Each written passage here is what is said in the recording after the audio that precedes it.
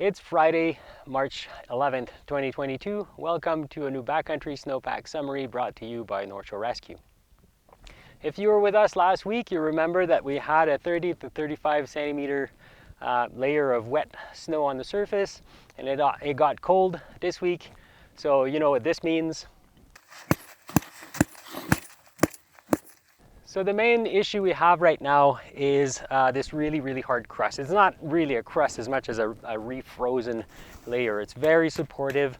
As far as avalanche hazard at the moment, we're not really dealing with anything. I will take, however, this opportunity to talk about two things that we saw during our travels today. One was, and this is a fairly common one, that a lot of people get into hiking in the summertime and then they buy a pair of snowshoes and then they carry on hiking in the winter, often following the trails that they learned about in the summer, not necessarily realizing that it actually goes through avalanche terrain.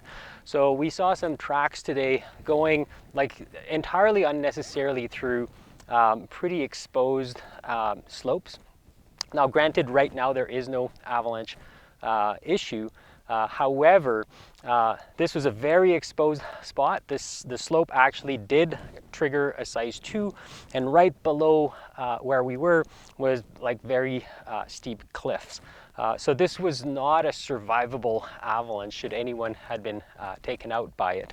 And we see that quite regularly, people following the route of the summer trail and not necessarily being aware that it crosses avalanche terrain, and sometimes that terrain or that hazardous area could actually easily be avoided. The other thing that we saw also is snowshoe tracks into really steep terrain that were probably from sometime this week when we had a pretty hard crust. And actually the tracks that we were following were at the exact spot where a number of years ago, unfortunately, 2 people fell to their death over a cliff band, relying on snowshoes to keep them stable on really hard crust.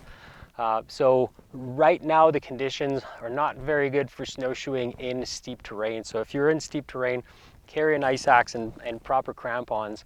In fact, we had yesterday a task for a hiker who actually did go for a pretty long slide and sustained some injuries to her leg because of a slide on the crust. As far as avalanche hazard, like I said, right now, not too much to worry about. As the weekend progresses, however, is quite a dynamic weather pattern coming in. So we're expecting a fair bit of snow in sort of a number of different weather events, and generally a warming trend throughout the weekend and into Monday. So in all likelihood, the avalanche hazard is going to rise.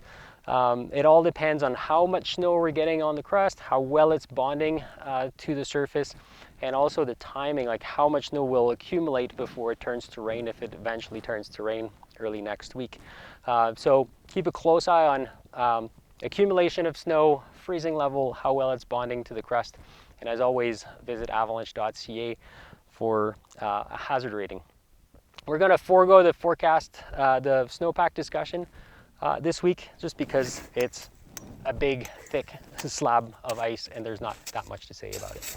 That's all I got for this week. Stay safe this weekend, and we'll see you next week.